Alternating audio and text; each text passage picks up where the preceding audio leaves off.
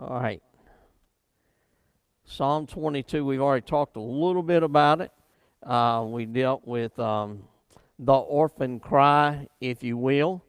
And then we talked about that aspect is when Jesus was on the cross. But tonight we're going to be in Psalm 22 again. And for those that are joining us online, thank you for joining us, if you will.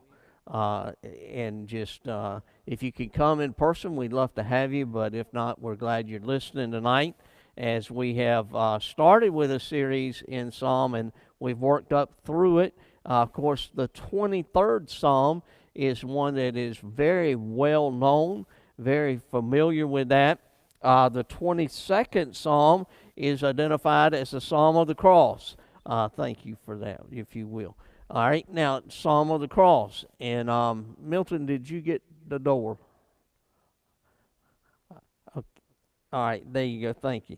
All right, a Psalm of the Cross. Now, we think of the cross of Calvary. I do. I say we. I can't speak for everybody because I know some people don't see it this way. But when you see a cross somewhere, I don't take offense to it at all. I know some people do. And I know some people have worn some type of jewelry with a cross on it. I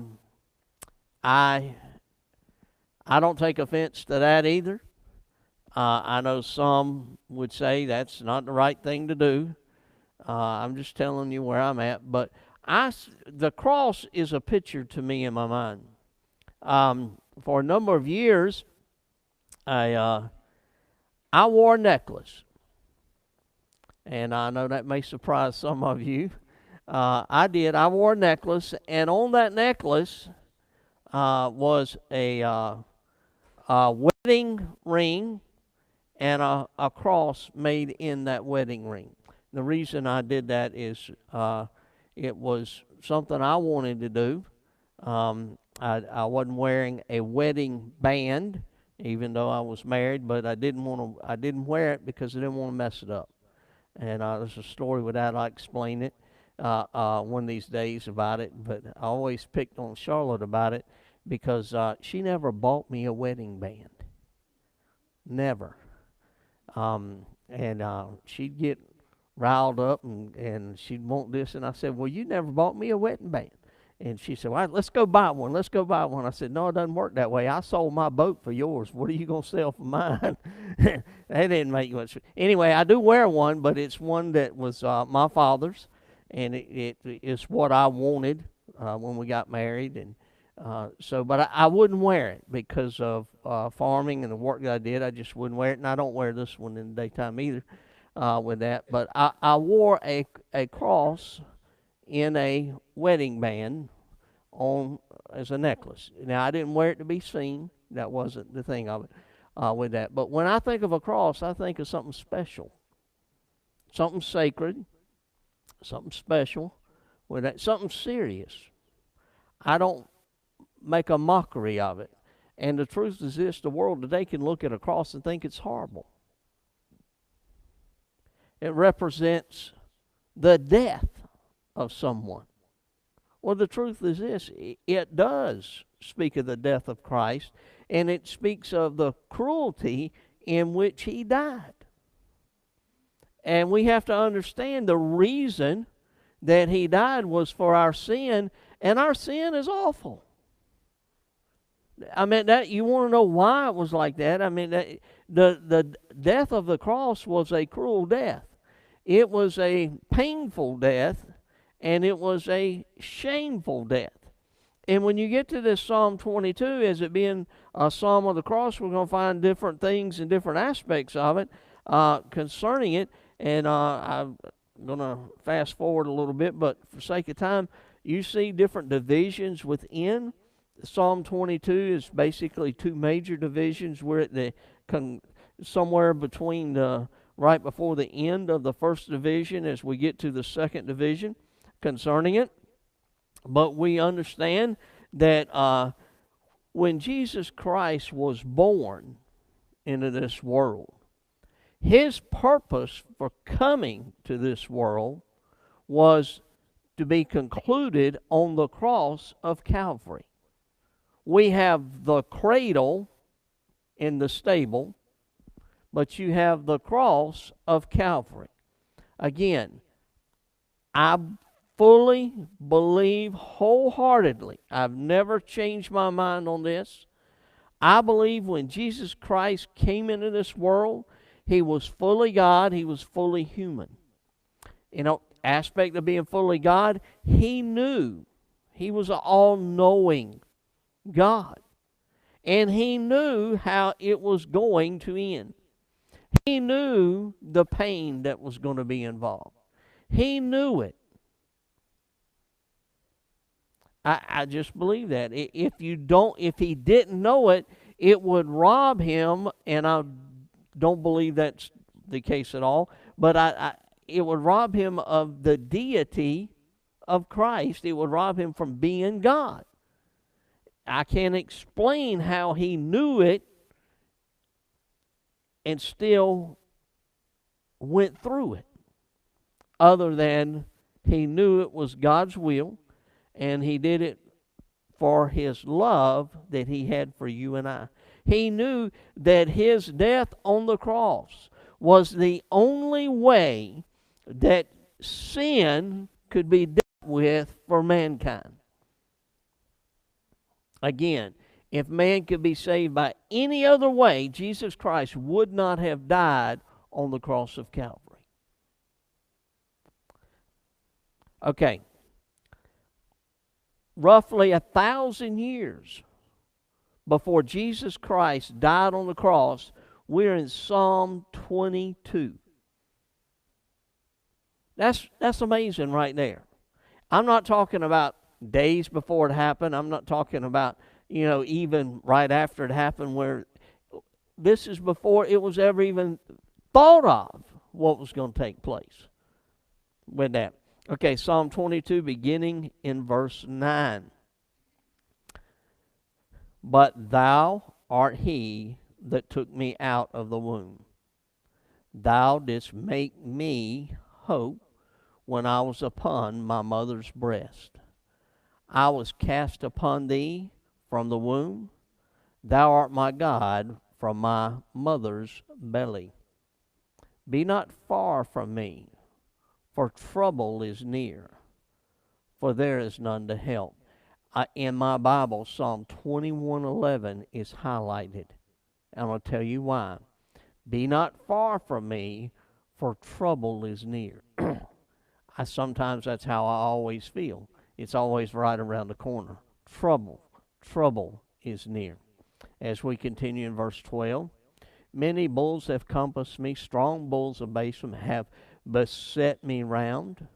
They gaped upon me with their mouths as a ravening and roaring lion. I am poured out like water, and my bones are out of joint. My heart is like wax. It is melted in the midst of my bowels. My strength is dried up like a potsherd. My tongue cleaveth to my jaws, and thou hast brought me into the dust of the earth. For the dogs have compassed me. The assembly of the wicked have enclosed me. They pierce my hands and my feet. I may tell all my bones. They look and stare upon me. They part my garments among them and cast lots upon my vesture. But be not thou far from me, O Lord. O my strength, haste thee to help me. Deliver my soul from the sword, my darling from the power of the dog. Save me from the lion's mouth, for thou hast heard me from the horns of the unicorns. Now I'll pause and stop right there. But as understanding, this isn't Christ on the cross talking. This is a prior explanation and explaining what's going to happen thousands of years before Jesus is on the cross. Look in the detail of how he talks about it. And if you go back, it says in Verse 14, I am poured out like water, and all my bones are out of joint. My heart is like wax. It is melted in the midst of my bowels. All right, Jesus is hanging on the cross. Physically, we understand, and I'll get to the verse in just a moment. I'll just save it for that. But on the cross of Calvary, Jesus has stretched out his hands and arms this way, feet crossed at the bottom, pierced, nails driven in. And again, humanly speaking, we say they were driven in the hands, and more than likely it's going to be back down here where the two bones come together, because if it was here, it wouldn't be anything really to hold it. So I've had it explained that there are two bones in the arm that come back in, and it goes right there, right in here. This was considered part of the hand. Today we only consider this much part of the hand. But either way, just the thought of driving a nail, a spike, in someone. You can get all the nails you want. You can get all the hammers you want. And you can come after me. But you're going to have a fight on your hand. Okay? I'm not even going to take my hand and lay it down and give you a hammer and say, go ahead and hit it. No. You know why? Because I know it's going to hurt. I don't have to have it done to know it's going to hurt. You know why? Because I've already hit it hard enough. I know it's going to hurt. Hey, look, a little briar, you couldn't even see it. Just think about how bad that hurts. And today I went to the doctor. I thought I did pretty good. It's a normal checkup kind of thing, just went. And sure enough, that like they always do, we're going to send you over to the lab to have your blood drawn. Well, I figured that. So I went in and sat down, and I'm sitting in this chair, and this chair has an arm over here that kind of comes around, and it has an arm over here, and it's folded up so you sit down in it. I just stick my arm out. I make it a policy. You stick that needle in me, I'll always say, you can do it if you want to, but don't hurt me. That gets their attention. You know, why not? I said, because you hurt me, I'm liable to hit you. Here come that chair arm down like that right there. Just reached right over and pulled it down and said, we got you now. Like that. And I'm like, really? A needle sticking in your arm. Oh, you know that little thing? Oh, it's going to be a little sting. You know,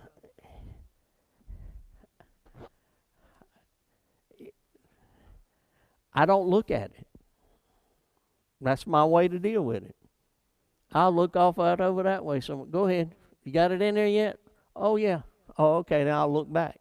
But I won't look at it sticking in my arm. That's, whoop, I'm gone.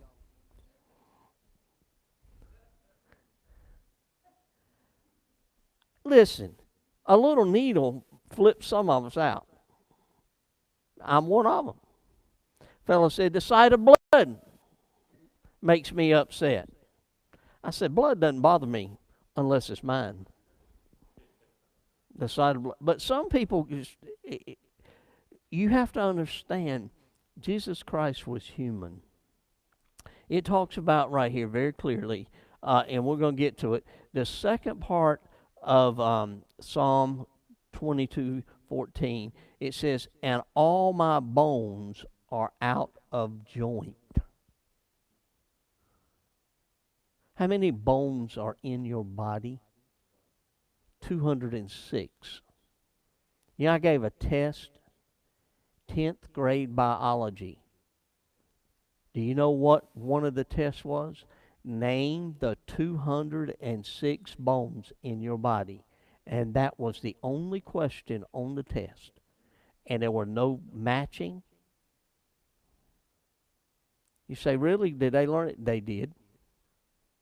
206 bones. There's one bone in your body that's not connected to another bone. No, the tongue ain't a bone. It's close, though, to being aware. It's called a hyoid bone. It's right in here. I always refer to it as Adam's apple. with that. It's that bone right in there. It's not connected. But you have the phalanges, and you have all the other bones, the fibula, tibula, and you could go on and naming them with that. But just think with me. This verse makes it clear. All my bones are out of joint. A dislocated shoulder. You could understand a bone being out of joint. A dislocated finger. You could understand the bone being out of joint. And by the way, my mother fell. She dislocated her shoulder and got to the emergency room. They told her what they were going to do, and they went in there. And they took her, and I wish I was not in the room.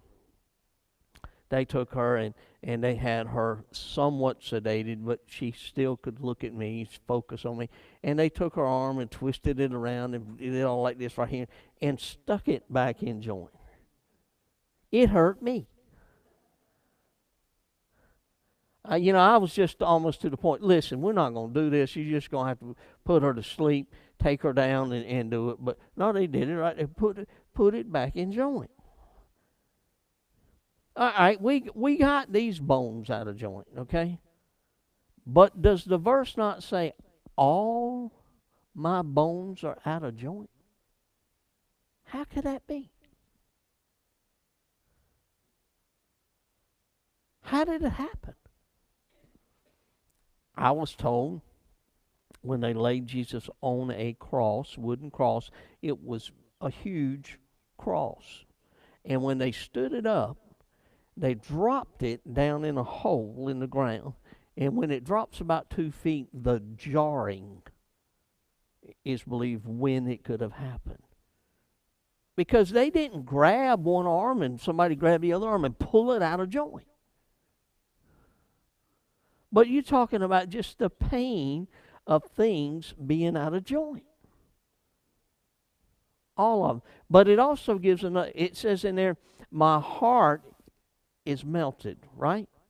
Like what? Wax. In other words, when you heat something up and you see it start to melt and deteriorate and like that right there, it just kind of dissipates. The heart. It's like his heart is gone.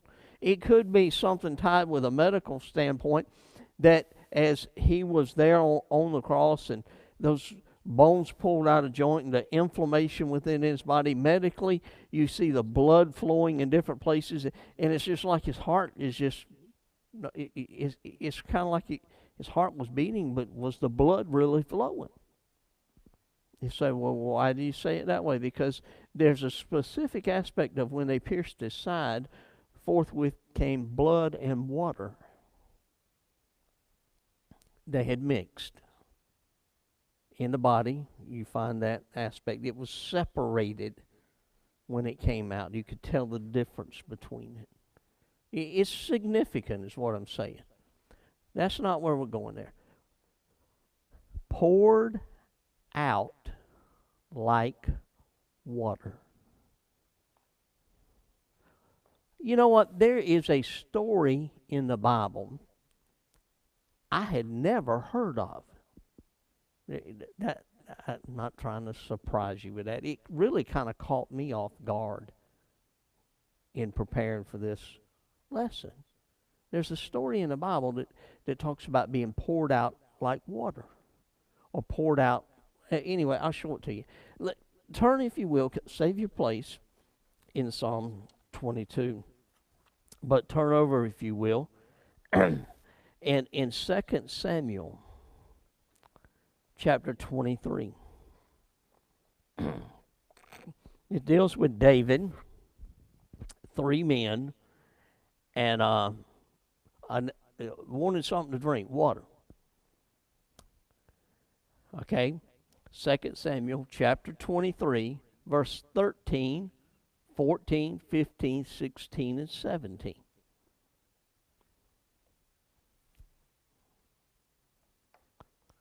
All right, 2 Samuel chapter 23, verse 13. And 3 of the 30 chief went down and came to David in the harvest time into the cave of Adullam. And the troop of the Philistines pitched in the valley of Rephaim. And David was then in an hold, and the garrison of the Philistines was then in Bethlehem. And David longed and said, "Oh, that one would give me drink of water of the well of Bethlehem, which is by the gate." And the 3 mighty men brake through the host of the Philistines, and drew water out of the well of Bethlehem that was by the gate, and took it and brought it to David. Nevertheless, he would not drink thereof, but poured it out unto the Lord. And he said, "Be it far from me, O Lord, that I should do this. Is not this the blood of the men that went in jeopardy of their lives?" Therefore he would not drink it. These things did these 3 mighty men. I never focused on that particular story. And it's in the Bible. It has been all my life, all your life, ever since God gave his word. A simple drink of water. 3 men went and got it for David, but he wouldn't drink it. Now, if you go back to Psalm 22, you'll understand there's another aspect of this water thing that we're going to talk about. And it says in verse 15 in Psalm 22, it says, "My strength is dried up like a potsherd, and my tongue cleaveth to my jaws." That tongue cleaveth to the jaws. Have you ever known somebody, I might go to meddling, but that's all right. You've seen somebody talk with a thick tongue? Medication will dry the body out. They get heavily medicated. It's like their tongue, there's no moisture in it, and their tongue's like sticking. That's what I think. Jesus Christ hanging on that cross became so dehydrated, if you will. Everything in him was poured out. That's a body under stress. I believe that would explain some of that. The thirst that was there. And one of the 7 sayings on the cross is, "I thirst." What did they give him to drink? Vinegar. Is vinegar very acidic? That's real good, isn't it? I mean, that's like making fun of it. How about that? I am poured out like water. How many of you ever poured water out of something? Okay. Tell me about it. You spill it?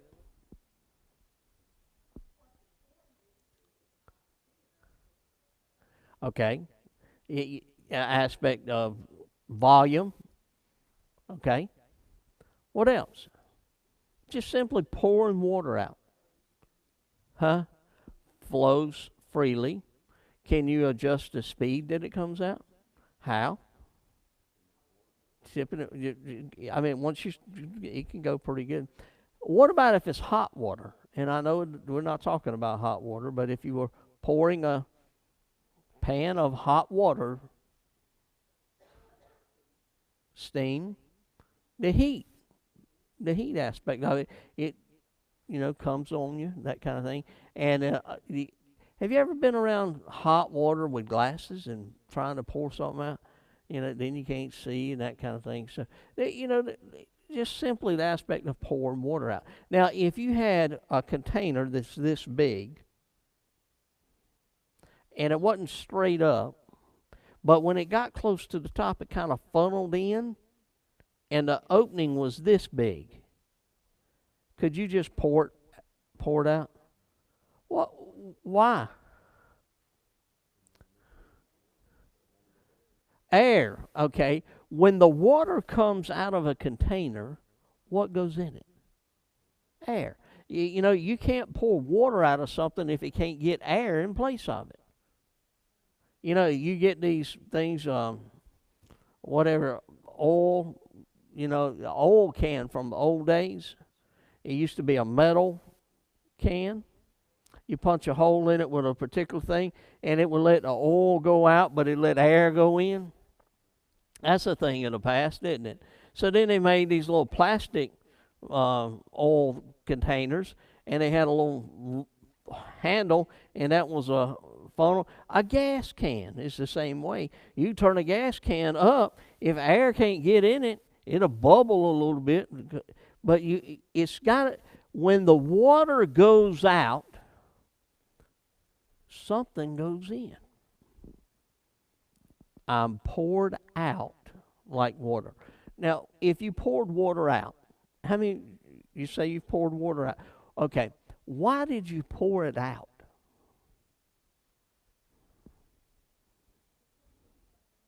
To put it in something else? To water something? Poured it, been bad, and poured it on the ground? Well, when you poured it out, was it done away with? Scientifically, there's something called a water cycle. Water goes down through things, back up, the clouds form, pull it back in, and, you know, the water cycle with that. I'm poured out. Okay, he's poured out like water, but it's of use. It's beneficial. When Jesus died on the cross, it's like a part of him was spread everywhere. That's a picture of him dying for our sin. Okay, a demand for water. A demand for water. I thought about this. I thought about Susie as I was going to say this. And so I'm going to say it. It's good. It's not, she'll understand it. Some of you others might. But Johnston County, and that was the saying, because when I came here, I grew up, it was Johnson, everything down there in Johnson County. But if you grew up around here, it's Johnston County. Am I right? It's not Johnson. Johnston, stun on that. Okay, this county did something years ago that some of the surrounding counties didn't do. Does anybody have an idea what I'm talking about when it comes to the water? There's a water line out here in this road. They prepared for the future for the demand for water. As a matter of fact, there's a well, 2 wells were over here beside of the church. This church was on a well. 2 different wells. One, and they dug another one. But now it's connected to the county water source. Because they put it in of a huge expense, but in preparation for the demand for water. Do you know what prevents a lot of counties, municipalities, whatever, from the growth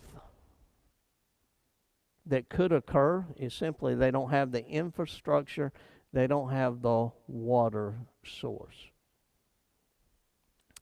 Franklin County, where I live, doesn't have county water. It has water in some places in the county, but not like this county. It doesn't have the reservoir to pull from. As a matter of fact, the Franklin County gets water from Carr Lake, Henderson County.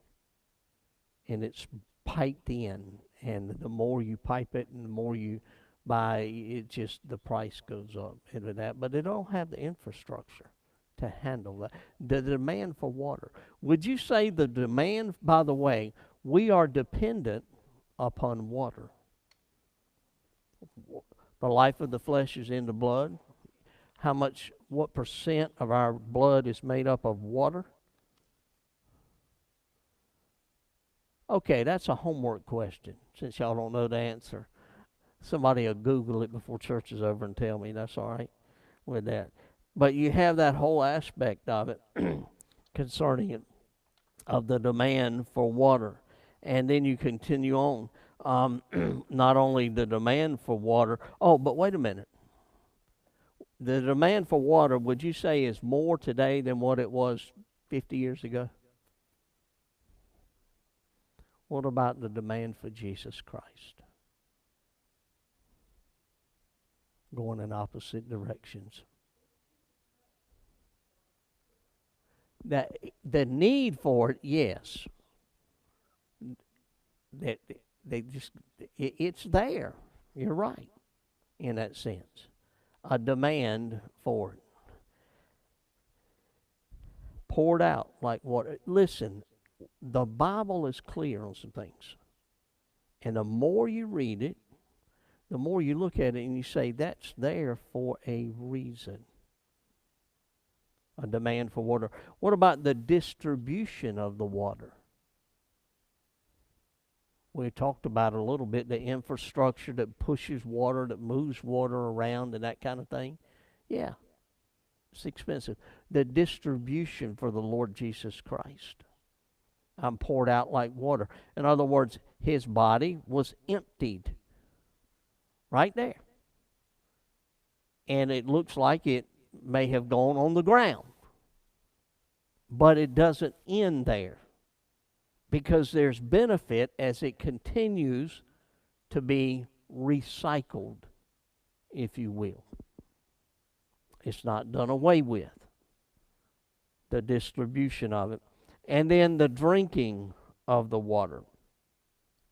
You know, in the Bible you have several different aspects of about a well, a woman at the well, give me that water, the living water, the drinking of the water.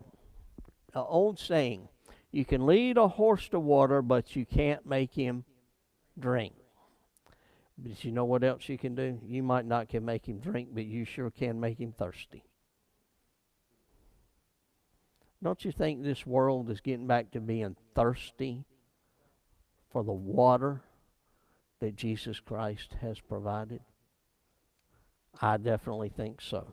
I've got one verse here I want to read to you, and I got to find it right here.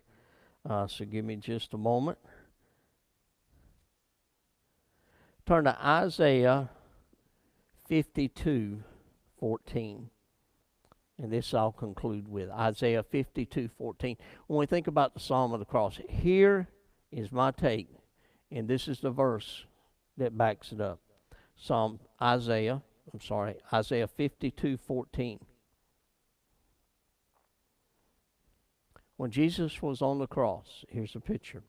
Isaiah 52:14. As many were stoned at thee, his visage was so marred more than any man, and his form more than the sons of men. I'm going to read it again. On the cross of Calvary, we see this as a picture of Christ. Isaiah 52:14. As many were stoned at thee, his visage was so marred more than any man, and his form more than the sons of men. I believe Jesus Christ hung on the cross. I don't believe he resembled a human being.